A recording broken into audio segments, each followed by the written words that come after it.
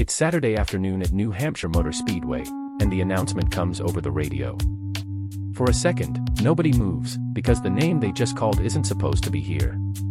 Not this week. Not after everything that's happened to him since April. 6 weeks ago, one of the biggest names in this sport looked at cameras and basically told the world this driver was done. Now he's sitting on pole position, at his home stretch of the calendar, one day before a race that could blow up the entire championship picture. Stay with us for this one, because what's happening inside the Cup Series garage right now is bigger than one qualifying lap. Welcome to NASCAR Racing World.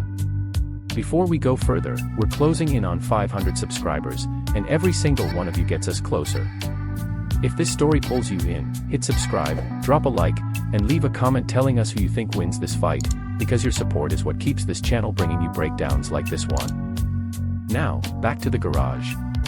Let's start with the man everyone's been talking about all season, Denny Hamlin.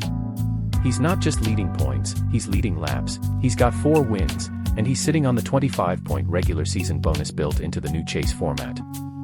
Hamlin isn't just winning races. He's winning the mental game inside that garage. But here's what almost nobody's talking about: the biggest threat to Hamlin's championship might not be wearing a different uniform. He might be driving a car Hamlin himself owns. That driver is Tyler Reddick. And to understand what happened at New Hampshire, you have to understand what happened to him before it. Reddick opened this season with 5 wins in the first 9 races. At one point, he held a 129-point lead over Hamlin, one of the most dominant season-opening stretches since Dale Earnhardt's 4.8 average finish in 1987, according to NASCAR.com's own reporting. That's not hype. That's the record book. Then it fell apart. A restart pileup at Michigan. A flat tire while battling for the win. Mechanical failures at Sonoma and Chicagoland. A spin into the wall at Iowa that dropped him all the way to 36th. Reddick didn't hide from it either. After a rough practice session, he said it himself, "Today, I felt like I had never raced here before. Just lost." He followed that with an admission that cut even deeper: "We've been going the wrong way for a while, and some of it is just racing." It wasn't just Reddick saying it. Dale Earnhardt Jr., on his own podcast, put it just as plainly. Talking about Reddick's stretch, he said, "I don't know, man. His last several weeks, I'd be checking in on him." That's not a fan reacting online. That's a Hall of Famer, on record, publicly flagging concern for a driver's state of mind in the middle of a championship push. Sit with that for a second, because it's rare for someone at that level to say something like that out loud. And this is where it gets uncomfortable, because the next voice in this story isn't a rival. It's Reddick's own team owner. After Reddick's rough finish at North Wilkesboro, Hamlin was asked about it directly.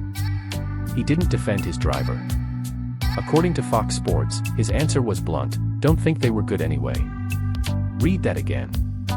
This is the man who co-owns Reddick's car, shrugging off his own driver's misfortune, in public, on the record. Now compare that to what Hamlin said earlier in the season, when he was asked directly whether he saw Reddick as a title threat. On SiriusXM NASCAR Radio, Hamlin said, "I'll be happy with either. It's like watching your kids do something. I had a hand in everything." 2 quotes. 2 completely different tones. So which Hamlin do we believe, the proud car owner talking about his driver like family, or the man who just told the world he wasn't surprised his own team struggled? That question doesn't have a clean answer, and it's exactly why this rivalry has become one of the most talked about storylines in the garage. Now we get to Saturday. Practice at New Hampshire wasn't smooth for Reddick. He called it himself, "not good for sure." His crew chief, Billy Scott, made a live call during the session: if the car didn't come around, they'd bring him down pit road early rather than risk the run. That's not the setup for a redemption story. That's the setup for another disappointing week. Except it wasn't. Reddick claimed the pole for the Tree 301, edging out Josh Berry by the slimmest of margins. Asked about the turnaround, his answer was 2 words: "had to commit." No long explanation. No excuses. Just that. So here's the question worth asking out loud: was this ever really a slump? Or was it a warning sign, one that everyone, Hamlin included, is about to regret ignoring? Because a driver who can climb from 36th at Iowa to a pole position at New Hampshire in the span of a few weeks isn't a driver who's finished. He's a driver who's dangerous precisely because nobody's watching him closely enough anymore. And Hamlin versus Reddick isn't even the only fight worth watching this weekend. The chase cutoff line is on fire. Shane Van Gisbergen is holding the 16th and final transfer spot by a thread. Ryan Preece is fighting for his season at what is essentially his home track, sitting 50 points back with 2 races left to make up the gap. Ross Chastain and Brad Keselowski both need something close to a miracle just to stay alive.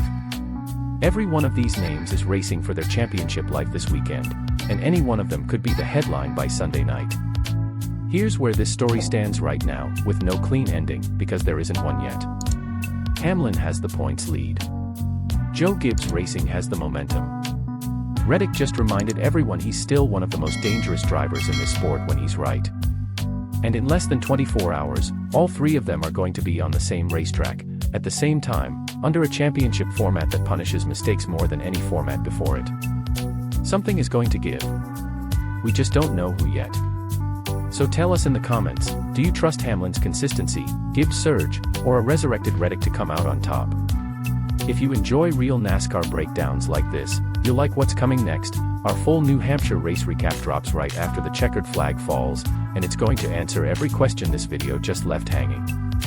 Before you go, hit subscribe, drop a like, and share this with another NASCAR fan who needs to see this. We're closing in on 500 subscribers, and every single one of you gets us there faster.